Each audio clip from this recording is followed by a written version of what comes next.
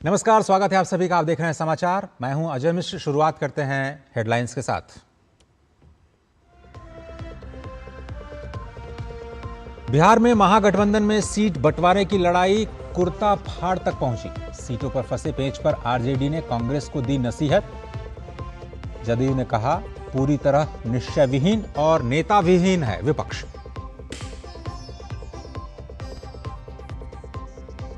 भाजपा ने टीएमसी पर चुनावी लूट का लगाया बड़ा आरोप। टीएमसी सांसद अभिषेक बनर्जी की डायमंड हार्बर सीट से रिकॉर्ड जीत को बताया संगठित चुनावी लूट का नतीजा।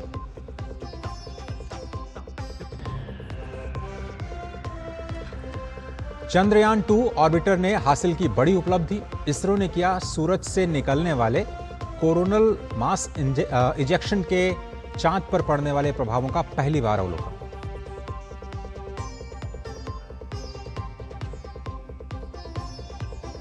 अयोध्या में दीपोत्सव का उल्लास चरम पर। 28 लाख दीयों के साथ नया विश्व रिकॉर्ड बनाने की तैयारी में रामनगरी। राज्यपाल आनंदीबेन पटेल और मुख्यमंत्री योगी आदित्यनाथ पहुंचे अयोध्या।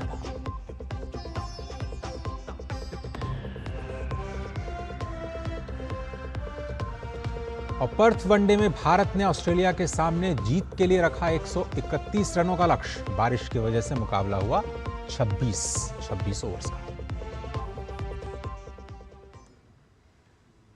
चलिए इन सभी खबरों को अब देखते हैं विस्तार से। बिहार विधानसभा चुनाव के दूसरे चरण के लिए नामांकन का कल अंतिम दिन है। महागठबंधन में खींचतान थमने का नाम नहीं ले रहा। राजद ने कांग्रेस की 3 सीटों पर अपने प्रत्याशी उतार दिए हैं। वारिसलीगंज, सिकंदरा और कुटुंबा सीट पर आरजेडी ने अपने प्रत्याशियों को सिंबल दे दिया है, जबकि कांग्रेस अपने उम्मीदवार पहले ही उतार चुकी है।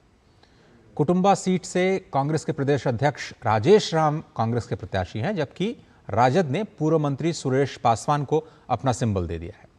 इसी तरह से बिहार विधानसभा चुनाव से ठीक पहले झारखंड मुक्ति मोर्चा के प्रमुख ने भी ऐलान कर दिया है कि वो बिहार के 6 सीटों पर अपने उम्मीदवार उतारेंगे। झामुमो जिन 6 सीटों पर अपने प्रत्याशी उतारेगी उनमें चकाई, धमदाहा, कटोरिया, मनिहारी, पीरपैंती और जमुई शामिल हैं। बिहार विधानसभा चुनाव 2025 में मुख्य मुकाबला एनडीए और महागठबंधन में है। एनडीए में बीजेपी, जदयू, लोजपा, रामविलास, हम और रालोमो है और महागठबंधन में राजद, कांग्रेस, वामदल और वीआईपी शामिल है। एक और एनडीए में सीट बंटवारे के मसले को समय रहते ही सुलझा लिया गया और सभी उम्मीदवारों का ऐलान भी हो गया। तो दूसरी तरफ अगर महागठबंधन में देखें तो अब तक सीट बंटवारे पर कुछ भी अंतिम फैसला नहीं हो पाया है। कल दूसरे चरण का नामांकन का अंतिम दिन है और दूसरे चरण में भी महागठबंधन में सीटों का बंटवारा नहीं होने की वजह से कई सीट्स पर घटक दलों द्वारा उम्मीदवार उतारे जाने की संभावना है। झारखंड मुक्ति मोर्चा का महागठबंधन से अलग होने पर जहां इसे एक झटका माना जा रहा, वहीं एनडीए भी अब महागठबंधन को निशाने पर ले रहा है। महागठबंधन में आपसी कलह के बीच राष्ट्रीय जनता दल प्रवक्ता मृत्युंजय तिवारी ने खींचतान को लेकर अपने ही सहयोगी दल कांग्रेस को नसीहत दे दी। उन्होंने कहा कि बिहार में राष्ट्रीय जनता दल की प्रमुखता को महागठबंधन के घटक दलों को समझना चाहिए। इसके साथ ही उन्होंने उम्मीद जताई है कि सभी सहयोगी दल इस परिस्थिति को मिल बैठकर सुलझा लेंगे। देखिए, गठबंधन के राजनीति के इस दौर में कभी कभी ऐसी परिस्थितियां उत्पन्न होती हैं, लेकिन सभी सहयोगी दलों को ये बात समझनी चाहिए। राष्ट्रीय जनता दल तो सिर्फ बिहार में चुनाव लड़ती है, झारखंड में कुछ सीटों पर लड़ती है। हम तो कर्नाटका, राजस्थान, मध्य प्रदेश में सीट मांगने नहीं जाते हैं कांग्रेस से। तो इस बात को, जमीनी हकीकत को समझना चाहिए और हमें लगता है अभी भी समय है। महागठबंधन के दल के सभी शीर्ष नेतृत्व बैठकर पूरे मामले को सुलझा लेंगे और कोई न कोई रास्ता निकलेगा। कुछ सीटों पर फ्रेंडली फाइट की जो नौबत आई है, हमें पूरा भरोसा, उम्मीद है कि वो भी ठीक हो जाएगा। जेडीयू नेता राजीव रंजन सिंह ने महागठबंधन पर निशाना साधते हुए कहा कि बिहार में महागठबंधन अब टूट की कगार पर पहुंच चुका है। तेजस्वी यादव की दूरदर्शिता की वजह से केवल बिहार में गठबंधन एक बड़ी टूट के कगार पर नहीं पहुंचा है। झारखंड में आरजेडी की कोई औकात नहीं थी, लेकिन जेएमएम ने आरजेडी को सम्मानजनक हिस्सेदारी दी थी। जिस तरीके का मोलतोल करते रहे थे तेजस्वी यादव वहां, राहुल गांधी ने मिलने से भी मना कर दिया था। और उसके बाद बिहार में जिस कदर अपमानजनक व्यवहार हुआ है जेएमएम के साथ, जेएमएम को झारखंड के रिश्ते पर भी विचार करना चाहिए। झारखंड में आरजेडी को बाहर करना चाहिए। जहां तक बिहार का सवाल है, तो ये गठबंधन टूट गया है। केंद्रीय मंत्री गिरिराज सिंह ने महागठबंधन पर निशाना साधते हुए कहा कि महागठबंधन मात्र एक दिखावा है। केंद्रीय मंत्री ने आरोप लगाया कि एनडीए के खिलाफ अकेले किसी के लड़ने की ताकत न होने की वजह से ही ये महागठबंधन बना है। महागठबंधन अब कोई चीज नहीं है। ये गठबंधन एनडीए के खिलाफ किसी को लड़ने की ताकत नहीं थी। लालू यादव अपने बेटे को मुख्यमंत्री बनाना चाहते थे, कांग्रेस ने अभी तक नहीं माना और वो एक तरह से बिखर चुका है। अब गठबंधन नाम की कोई चीज नहीं रह गया है। आज एनडीए में नेता नरेंद्र मोदी और नीतीश कुमार हैं, हम एक साथ मिलकर लड़। भारतीय जनता पार्टी के राष्ट्रीय महासचिव तरुण चुग ने भी विपक्षी महागठबंधन पर तीखा हमला करते हुए उनकी एकजुटता और नेतृत्व क्षमता पर सवाल उठाए। उन्होंने कहा कि जो लोग इकट्ठा चुनाव ही नहीं लड़ सकते, वो बिहार को क्या दिशा देंगे। चुग ने आगे कहा कि जिन दलों के बीच आपसी सहमति तक नहीं बन पा रही, वे बिहार जैसे संवेदनशील और विकास की राह देख रहे राज्य को स्थिर नेतृत्व कैसे दे पाएंगे। लोग इकट्ठे चल नहीं सकते, इकट्ठे सोच नहीं सकते, इकट्ठे चुनाव नहीं लड़ सकते, वो बिहार को क्या दिशा देंगे। जो दल आपसी सहमति तक नहीं बना पा रहे, ये बिहार जैसे बड़े राज्य के लिए स्थिर नेतृत्व और विकास की दिशा कैसे तय करेंगे। जनता की समस्याओं पर बात करने की बजाय, समस्याओं का हल सामने रखने की बजाय, ये पार्टियां टिकट और कुर्सी की खिंचातान में उलझी हुई हैं। बिहार को आगे बढ़ाने का विजन इनके पास नहीं है। सत्ता की भूख और जंगल राज की विरासत, लूट खसूट की विरासत से अब जनता बिहार की इन्हें अपनाने वाली नहीं है। बिहार में पहले चरण के मतदान से पहले आरजेडी में टिकट बंटवारे पर आपसी लड़ाई अब सड़क पर उतर आई है। लालू यादव के आवास के बाहर मधुबन विधानसभा से आरजेडी टिकट के दावेदार मदन शाह ने जोरदार हंगामा किया। टिकट कटने पर उन्होंने अपना कुर्ता तक फाड़ डाला और आरजेडी पर पैसे लेकर टिकट बेचने के गंभीर आरोप लगाए। तेजस्वी जी, लालू जी बोला कर हमको बोले कि तुम लड़ो, हम टिकट देंगे। हम काम करते रहे, 90 से काम करते हैं पार्टी में। और तेल पियावन, लाठी भजावन, और गरीब रहेला।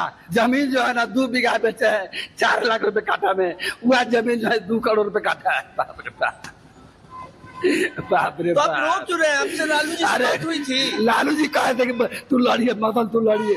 मीसा भारती कही थी कि तू लड़िए भैया। उनके पति कहे कि तू लड़िए, तू सीट निकाल ले। सरकार नहीं बनेगा इसका, ये 25 को बस्ती बन जाएगा लालू। पश्चिम बंगाल की डायमंड हार्बर सीट से तृणमूल सांसद अभिषेक बनर्जी की रिकॉर्ड जीत पर अब सियासी बवाल मच गया है। भाजपा आईटी सेल प्रमुख अमित मालवीय ने इस जीत को चुनावी लूट का नतीजा बताया। मालवीय ने एक्स पर पोस्ट कर आरोप लगाया कि पूर्व पीठासीन अधिकारी स्वपन मंडल के खुलासे से यह साफ है कि चुनाव के दौरान सुनियोजित तरीके से विपक्षी मतदाताओं को मतदान से रोका गया। ईवीएम मशीनों में विपक्षी उम्मीदवारों के बटन पर काले टेप लगाए गए और मृत या फिर अनुपस्थित मतदाताओं के नाम पर फर्जी वोट डाले गए। उन्होंने सवाल उठाया कि अगर सब कुछ पारदर्शी है तो मुख्यमंत्री ममता बनर्जी एसआईआर प्रक्रिया का विरोध क्यों कर रही हैं। अमित मालवीय का दावा है कि टीएमसी की बढ़त फर्जी वोटों के सहारे बनाई गई और पारदर्शी जांच होने पर यह खुलासा हो जाएगा। उन्होंने कहा कि लोकतंत्र की बहाली के लिए इस लूट मॉडल को खत्म करना जरूरी है। अयोध्या में दीपोत्सव का उल्लास चरम पर है। राम की पैड़ी पर 56 घाटों पर लाखों दिए सजा दिए गए हैं। कार्यक्रम में शामिल होने के लिए उत्तर प्रदेश के मुख्यमंत्री योगी आदित्यनाथ और राज्यपाल आनंदीबेन पटेल वहां पहुंच चुकी हैं। उनके आगमन के साथ ही पूरे क्षेत्र में उत्सव जैसा माहौल बना हुआ है। और अयोध्या में दीपोत्सव में एक साथ 26,11,101 दिए जलाए जाएंगे। इतने दिए जला करके नया विश्व रिकॉर्ड बनाने की तैयारी है। दियों में तेल डालने का काम भी शुरू कर दिया गया है। अलग अलग 56 घाटों पर ये दीप प्रज्वलन की तैयारियां चल रही हैं। इसके साथ ही घाटों की सुरक्षा का भी खास ध्यान रखा जा रहा है। घाटों पर बिना आईडी कार्ड के किसी की भी एंट्री नहीं होगी। सीएम योगी के आगमन को देखते हुए सुरक्षा के भी कड़े इंतजाम हैं। साथ ही भक्त भी दूर दूर से श्री रामलला के दर्शन के लिए अयोध्या पहुंच रहे हैं। आप देखेंगे सब जगह लग चुकी है, मजिस्ट्रेट्स लग चुके हैं, जो दर्शक दीर्घा बनाई जानी वो सब बन चुकी है। सारी तैयारी हम लोग पूरी कर चुके हैं। लॉ एंड ऑर्डर मैनेजमेंट से लेके पुलिस फोर्स, एडमिनिस्ट्रेशन और साथ में जो इवेंट्स हैं उसकी भी तैयारी पूरी हो चुकी है। अब क्योंकि समय आ रहा है धीरे धीरे, तो मेरा आप सभी से यही अनुरोध है कि इसको एंजॉय करें, इवेंट को। सभी व्यवस्थाएं की गई हैं और हम लोग लगातार भ्रमणशील होकर के इसको सुनिश्चित करा रहे हैं कि जो हमारी एसओपीज हैं इसको सुरक्षा को लेकर के उसमें कार्रवाई की जाए। सभी जगह पर जितने भी टेक्नोलॉजिकल डायमेंशंस हुए हैं हमारे पास अपडेशंस के, उनको भी सुरक्षा में शामिल किया गया है और इसमें टेक्नोलॉजी के अलावा जो ह्यूमन फैक्टर्स है उसको भी रखा गया है। बहुत सारे वॉलंटियर्स हैं, उनको भी यूज किया गया है। और गोवा में दीपावली की तैयारियां जोरों पर हैं। कल सुबह से ही पारंपरिक नरकासुर दहन के साथ ही ये दीपावली मनाई जाएगी। वहाँ पर लगातार बारिश की वजह के बावजूद कलाकारों ने रात भर मेहनत करके नरकासुर की मूर्तियां तैयार की, जिन्हें आज शाम से लोगों के दर्शन के लिए खोला जाएगा। राज्य भर में आकर्षक सजावटें की गई हैं। यातायात व्यवस्था के लिए पुलिस की तैनाती बढ़ा दी गई है। बाजारों में दीपावली की खरीदारी को लेकर के रौनक देखी जा रही है। आपको बता दें कि दीपावली पर नरकासुर वध का आयोजन केवल गोवा प्रांत में ही किया जाता है।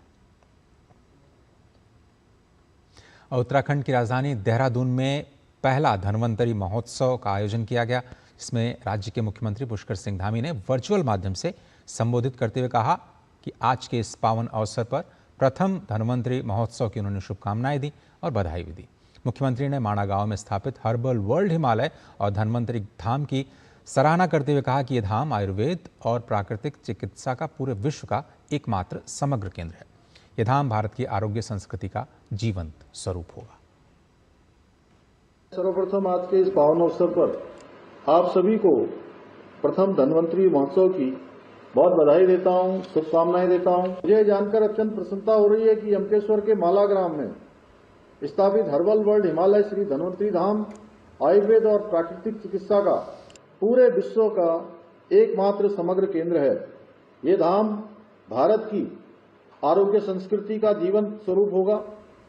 मुझे पूरा विश्वास है कि ये पवित्र स्थल न केवल आयुर्वेद, योग, औषधि, वनस्पतियों और समग्र स्वास्थ्य के क्षेत्र के लिए अत्यंत उपयोगी साबित होगा, बल्कि प्राकृतिक चिकित्सा के क्षेत्र में नवाचार, अनुसंधान और प्रशिक्षण को बढ़ावा देने में भी महत्वपूर्ण भूमिका निभाएगा। छत्तीसगढ़ के मौला मानपुर अंबागढ़ चौकी क्षेत्र, जो कभी वामपंथी उग्रवाद का गढ़ था, अब परिवर्तन की राह पर है। भारत तिब्बत सीमा पुलिस यानी आईटीबीपी की 27वीं बटालियन के प्रयासों से पहली बार इस क्षेत्र के 10 आदिवासी युवाओं, जिनमें 2 युवतियां भी शामिल हैं, इन युवाओं ने एसएससी और छत्तीसगढ़ पुलिस कांस्टेबल भर्ती परीक्षा में सफलता प्राप्त की है। ये उपलब्धि आईटीबीपी के औंधी स्थित कंपनी ऑपरेटिंग बेस द्वारा चलाए गए 2 वर्षीय प्रशिक्षण और करियर परामर्श कार्यक्रम का परिणाम है। इन युवाओं को सम्मानित करते हुए कमांडेंट विवेक कुमार पांडे और एसपी यशपाल सिंह ने उन्हें बदलाव के दूत बनने का संदेश दिया। इस परिवर्तन की नींव मजबूत सुरक्षा अभियानों से रखी गई, जिनमें 2024-25 के बीच कई नक्सली ढेर किए गए, आत्मसमर्पण हुए और नेटवर्क ध्वस्त किए गए। आईटीबीपी ने न केवल सुरक्षा प्रदान की, बल्कि शिक्षा, चिकित्सा और सामुदायिक सेवा के जरिए स्थानीय विश्वास को भी जीता। फील्ड अस्पतालों और पशु चिकित्सा सेवाओं से 5000 से अधिक लोग लाभान्वित हुए। अब यह क्षेत्र हिंसा से उबरकर विकास और अवसरों की नई कहानी लिख रहा है। यह बदलाव पूरे बस्तर कांकेर क्षेत्र के लिए प्रेरणा है। बुलेटिन में एक छोटा सा ब्रेक लेते हैं। आप देखते रहिए टीटी न्यूज। राष्ट्रीय पर्व दीपावली की आप सबको बहुत बहुत शुभकामनाएं। आप सभी देशवासियों को दीपावली की बहुत बहुत शुभकामनाएं। गुड।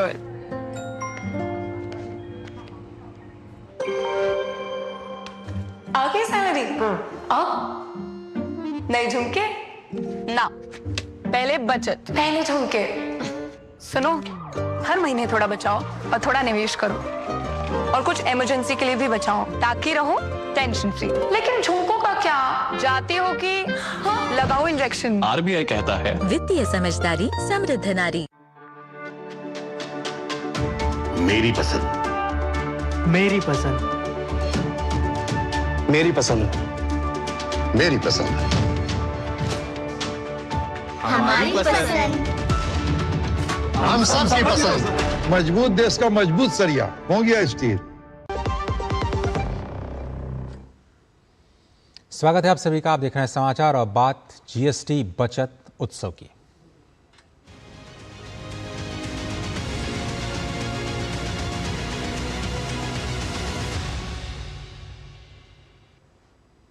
जीएसटी दरों में बदलाव के बाद पूरा देश एक स्वर से प्रधानमंत्री नरेंद्र मोदी का आभार जता रहा है। प्रधानमंत्री नरेंद्र मोदी वाराणसी को मेडिकल हब बनाना चाहते हैं। ऐसे में इस प्रयास में जीएसटी कटौती ने भी बहुत बड़ी मदद की है। जीएसटी में बदलाव पर वाराणसी के डॉक्टर्स उत्साहित हैं और वो पीएम मोदी को इसके लिए धन्यवाद कर रहे हैं। आज मैं अपने माननीय प्रधानमंत्री श्री नरेंद्र मोदी जी का धन्यवाद देना चाहता हूं कि उन्होंने ऐसा कार्य किया है जीएसटी में कटौती करके, जिससे आम जनता को तो लाभ मिल ही रहा है। विशेषतः हमारे जो मरीज आते हैं, जो कैंसर के पेशेंट आते हैं, जो नॉर्मल ट्रीटमेंट कराने आते हैं, उनके ऑपरेशन, उनकी दवाई, उनके सारी जो भी चीज़ें उनकी खर्चा हो रही हैं, उनमें कटौती होकर उनके बहुत लाभ मिल रहा है। इससे वो लोग गदगद हैं और मोदी जी का जय जयकार कर रहे हैं। इस तरह से जो ये उन्होंने किया है उसके लिए हम उनका धन्यवाद देते हैं, आभार देते हैं। हम अपने काशी के सांसद और देश के प्रधानमंत्री माननीय श्री मोदी जी को बहुत ढेर सारी शुभकामनाएं देते हैं, बहुत सारा धन्यवाद ज्ञापित करते हैं कि उन्होंने जीएसटी की दरों को घटाकर स्वास्थ्य सेवाओं में बहुत पॉजिटिव लाभ पहुंचाया है। अब आम जनमानस बहुत लाभान्वित है क्योंकि दवाइयां भी सस्ती हो गई हैं, साथ में जो खाद्य पदार्थ हैं वो भी सस्ते हुए हैं। जितना हम पौष्टिक खाद्य पदार्थ लेंगे उतना ही हमें मेडिकल सेवाओं की जरूरत कम पड़ेगी, क्योंकि स्वास्थ्य ही सबसे बड़ा धन है। वहीं दुनिया भर में प्रसिद्ध बनारसी साड़ी उद्योग को भी जीएसटी में बदलाव से काफ़ी राहत मिली है। प्रधानमंत्री नरेंद्र मोदी का अभियान वोकल फॉर लोकल के जरिए बनारसी साड़ी उद्योग को बढ़ावा देना है। जीएसटी में बदलाव से व्यापारियों और खरीदारों के चेहरे पर खुशी साफ देखी जा सकती है। साड़ी व्यापारियों ने जीएसटी में इस बदलाव के लिए पीएम मोदी को धन्यवाद दिया। वर्ल्ड लेवल पे, इंडिया लेवल से बढ़ करके वर्ल्ड लेवल पे बनारसी साड़ियों का, बनारस के सांसद होने के नाते उन्होंने उनके कारण बहुत प्रचार प्रसार ऑलरेडी हो रखा है। यहाँ पे आए हुए जितने भी पर्यटक आते हैं बनारस, तो काशी विश्वनाथ का दर्शन करने के साथ साथ उनकी एक बहुत बड़ी सोच होती है, बहुत बड़ी ज़रूरत होती है कि बनारसी साड़ी भी लेनी है।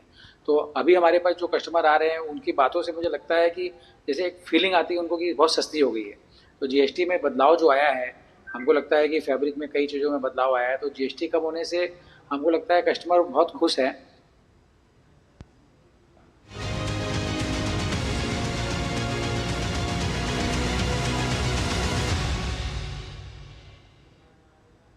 अखंड भारत के शिल्पकार और एकता के सूत्रधार सरदार वल्लभ भाई पटेल की 150वीं जयंती पर अपनी श्रद्धांजलि देने के उद्देश्य से 13 वर्षीय आरव भारद्वाज ने एकता मूर्ति साइकिल यात्रा शुरू की है। दिल्ली के गुजराती समाज भवन से वो अपनी यात्रा शुरू कर रहे हैं और वो 31 अक्टूबर को गुजरात के केवड़िया स्थित स्टैच्यू ऑफ यूनिटी पहुंचेंगे। 13 वर्षीय आरव भारद्वाज निकले हैं एकता मूर्ति साइकिल यात्रा पर। 19 अक्टूबर से 31 अक्टूबर के बीच 1250 किलोमीटर तय कर आरव स्टैच्यू ऑफ यूनिटी पहुंचेंगे। उनके साथ उनके पिता और दादा भी इस यात्रा पर निकले हैं। सरदार वल्लभ भाई पटेल की 150वीं जन्म जयंती पर दिल्ली गुजराती समाज भवन से इसकी शुरुआत की गई। मैं जहाँ से गुजरूंगा मैं वहाँ पर लोगों को एकता का संदेश दूंगा और मैं लोगों को एनकरेज करूंगा कि उन्हें हमारे फ्रीडम फाइटर्स को श्रद्धांजलि अर्पित करनी चाहिए, उन्हें रिस्पेक्ट करनी चाहिए और बच्चों को वीडियो गेम्स खेलने के बजाय उन्हें स्पोर्ट्स में ज़्यादा ध्यान देना चाहिए और देश का नाम रोशन करना चाहिए। ये जो हमारी यात्रा है ये है, इसका उद्देश्य है सरदार वल्लभ भाई पटेल जो हमारे आयरन मैन ऑफ इंडिया है उनकी 150वीं जयंती को श्रद्धांजलि अर्पित करने के लिए मेरा बेटा जो है 13 साल का वो यहाँ से लेके और स्टैच्यू ऑफ यूनिटी केवड़िया तक साइकिल चलाएगा। ये जो यात्रा है ये आज यहाँ से शुरू होगी और 30 अक्टूबर को हम स्टैच्यू ऑफ यूनिटी केवड़िया पहुँचेंगे। 31 तारीख को वहाँ पे आरव सरदार वल्लभ भाई पटेल जी की जो स्टैच्यू है, स्टैच्यू ऑफ यूनिटी, वहाँ पे श्रद्धांजलि अर्पित करेगा। इस अवसर पर पहुंचे नेफेड के निदेशक ने कहा कि यह यात्रा देश के नौनिहालों को राष्ट्रीय एकता और खेल के प्रति उत्साहित करेगी। इस यात्रा से राष्ट्र की एकता अखंडता का संदेश तो जाएगा ही जाएगा, उसके साथ साथ लोग स्पोर्ट्स को चुनें और साइकिलिंग को चुनें, ये मैसेज भी इस बच्चे की यात्रा के माध्यम से देश में जाने वाला है, जो मुझे लगता है हमारे देश के लिए बहुत जरूरी है। इससे पहले भी आरव साइकिल की 2 लंबी यात्राएं कर चुके हैं। उन्हें खेल श्रेणी में राष्ट्रपति ने प्रधानमंत्री राष्ट्रीय बाल पुरस्कार 2025 से भी पुरस्कृत किया है। Chandrashekhar, DD news. दिवाली से ठीक पहले तमिलनाडु में मौसम का मिजाज बदल गया है। राज्य के कई हिस्सों में बारिश हो रही है। चेन्नई, नागापट्टिनम और थुथुकुडी जैसे इलाकों में लगातार बारिश से लोगों की दिक्कतें बढ़ गई हैं। मौसम विभाग ने अगले 4 दिनों तक बारिश और आंधी की आशंका जताई है। साथ ही नीलगिरी, कोयम्बटूर, तिरुपुर, इरोड, सलेम, थेनी और तेनकासी जिलों में भारी बारिश का अलर्ट जारी किया गया है। समुद्र में भी तेज लहरों की आशंका जताई गई है। ऐसे में मछुआरों को समुद्र में न जाने की सलाह भी दी गई है।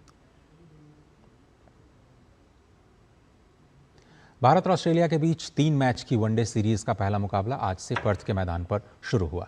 टॉस हारकर पहले बल्लेबाजी करने उतरी टीम इंडिया ने ऑस्ट्रेलिया को जीत के लिए 131 रनों का लक्ष्य दिया है। ताज़ा जानकारी मिलने तक ऑस्ट्रेलिया ने 3 विकेट के नुकसान पर 102 रन बना लिए हैं। इससे पहले टीम इंडिया ने वर्षा से बाधित मैच में 26 ओवर में 9 विकेट पर 136 रन बनाए। बारिश की वजह से 4 बार मैच को रोकना पड़ा, जिसके कारण ओवरों में कटौती की गई और मुकाबला 26 ओवर्स का कराया गया। इस प्रकार डकवर्थ लुइस नियम के तहत ऑस्ट्रेलिया को जीत के लिए 26 ओवर्स में 131 रनों का लक्ष्य मिला। भारत के लिए KL राहुल ने सबसे ज़्यादा 38 रन बनाए, जबकि अक्षर पटेल ने 31 रनों की पारी खेली। टीम के सलामी बल्लेबाज रोहित शर्मा 8 रन बनाकर हेजलवुड का शिकार बने। वहीं विराट कोहली को मिचेल स्टार्क ने 0 पर चलता किया। कप्तान शुभमन गिल भी 10 रन बनाकर पवेलियन वापस लौटे। महिला क्रिकेट विश्व कप में आज भारत और इंग्लैंड की टीम आमने सामने है। ये मुकाबला इंदौर के होलकर स्टेडियम में खेला जा रहा है। मैच में इंग्लैंड ने टॉस जीतकर पहले बल्लेबाजी करने का फैसला लिया। ताज़ा जानकारी मिलने तक इंग्लैंड ने बिना किसी नुकसान के 12 रन बना लिए। इंग्लैंड की टीम प्रतियोगिता में अब तक अविजित है। उसका एक मैच बारिश में धुल गया था। वहीं भारतीय टीम की बात करें तो श्रीलंका और पाकिस्तान को हराकर शुरुआत अच्छी थी, लेकिन इसके बाद टीम को दक्षिण अफ्रीका और ऑस्ट्रेलिया के खिलाफ हार का सामना करना पड़ा।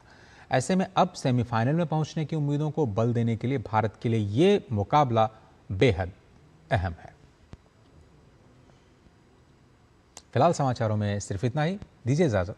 नमस्कार।